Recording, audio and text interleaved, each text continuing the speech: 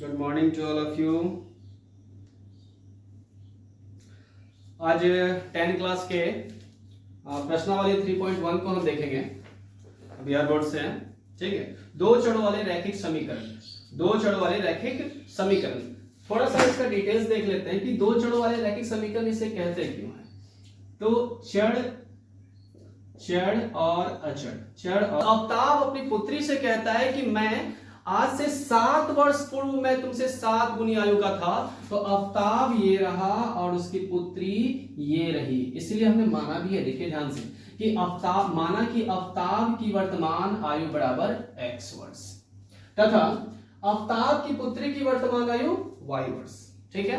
अब प्रश्न से ये बात लिखना पड़ेगा कि प्रश्न से अब आप जो भी करेंगे वो सारी बातें प्रश्न से आएंगी, इसलिए यहाँ पे लिखा जाएगा प्रश्न से। अब प्रश्न में क्या कहा गया, अवताब अपनी पुत्री से कहता है कि 7 साल पहले, ठीक है, तो इधर लिख दिए अवताब को माने थे ना x, ठीक है, तो इधर अवताब और इधर कौन हो गई उसकी पुत्री।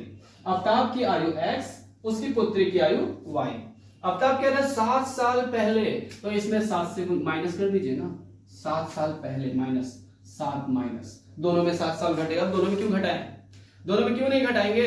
अगर 7 साल पहले के बारे में सोचा जाएगा तो हम आप सभी चीजें 7 साल पीछे जाएंगे।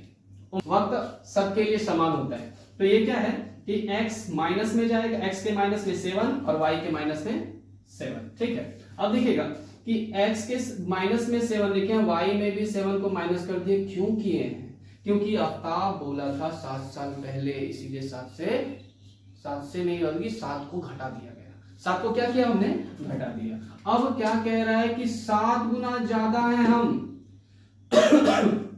अवताब कह रहा है मैं 7 गुना ज्यादा हूं, किससे, तुमसे।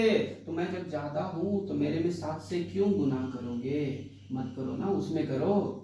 इसमें क्या करेंगे, इसमें 7 से गुना कर देंगे। ठीक है। तो जब हम इसमें 7 से गुना करेंगे तो कोई कारण पूछेगा, सर जी अवतार ने बोला था कि हम 7 गुना ज्यादा है, तो आप इधर गुना काहे कर रहे हैं, इधर न कीजिएगा, इधर काहे करेंगे। अवतार बोला ना कि हम 7 गुना ज्यादा है, तो जब वो 7 गुना ज्यादा है ही, तो 7 गुना ज्यादा है तो वो कह रहा है, और उसकी पुत्री 7 गुना कम है। तो 7 गुना ज्यादा है, 7 गुना कम है, तो फिर बीच में बराबर देने का क्या मतलब है।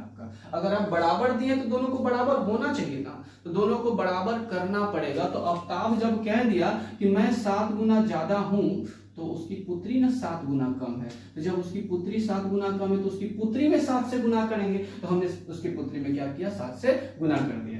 अब देखिए आगे का कैलकुलेशन, x माइनस 7 बराबर 7 को y से गुना किए तो क्या हुआ, 7y माइनस 7 गुना 7। 7 कितना, 49 से ना होता है, शायद वही होता है, हमको भी नहीं पता। देखिए x का x e7y प्लस में 49 जो है, 49 के पास कौन है, तो माइनस है, मतलब ये माइनस उसका है, इसका कौन है, तो इसका यहाँ पे प्लस है। तो इसको खींचिए, ये प्लस में इधर आएगा तो माइनस में 7y और बराबर माइनस में 49। ये देखिए 7 माइनस में है, इधर जाएगा तो क्या चीज में हो जाएगा, प्लस में 7 हो जाएगा। ठीक है। तो ध्यान दीजिएगा x माइनस 7y ये घटेगा ना ही जुटेगा। ठीक है। तो यहाँ पे ध्यान देंगे क्या कि 49 जो है वो माइनस में है और 7 जो लीजिए कर्जा, क्या मान लीजिएगा, कर्जा।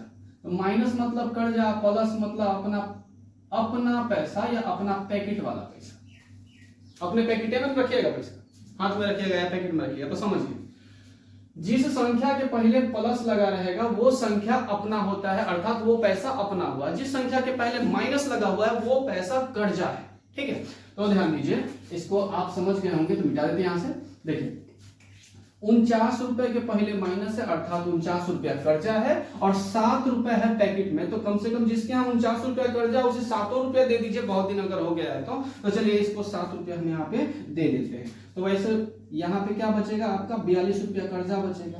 हालांकि ये पैसे की बात नहीं है, ये तो बात उम्र पे चल रही है, लेकिन ये समझाने के तौर पे हमने बता दिया आपको कि माइनस में 49 अर्थात 49 रुपए कर्जा, प्लस में 7 अर्थात पैकेट में 7 रुपए। तो 7 रुपए कर्जा वाले को दे दीजिए, आपके पास कितना बचेगा, आपके पास कुछ नहीं बचेगा बल्कि कर्जा बचेगा। तो 42 रुपया कर्जा बचेगा। तो ये क्या हो गया, समीकरण 1 हो गया। आगे की बात करें, थोड़ा सा ध्यान दीजिएगा।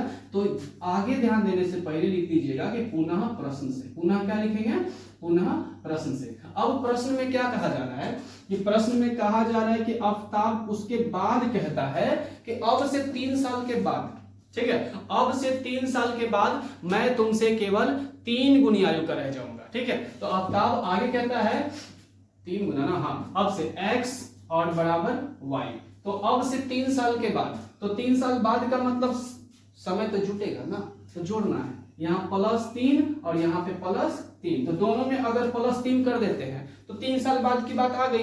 तो 3 साल बाद आफताब कहता है कि अगर ऐसी स्थिति में हम लोग बात करते हैं ना, तो तुम हमसे 3 गुना छोटी रहोगी, हम तुमसे 3 गुना ज्यादा रहेंगे। तो जब ये 3 गुना ज्यादा है, ये खुद कह रहा है कि हम 3 गुना ज्यादा है, तो इसमें ना 3 से गुना करेंगे, कर दिए 3 से गुना।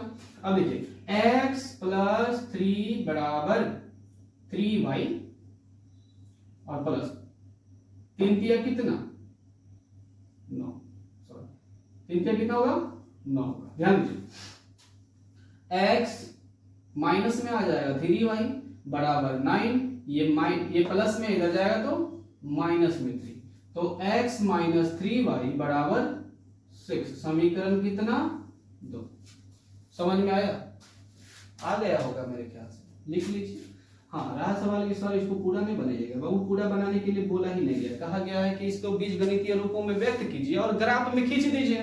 तो ग्राफ का क्लास जिस दिन करवाएंगे उस दिन हम ग्राफ में भी खींच दिया करेंगे, ठीक है। तो ध्यान रखिए, फिलहाल इसको लिख लीजिएगा, नहीं समझ में आए तो दोबारा वीडियो देख लीजिएगा, देखने में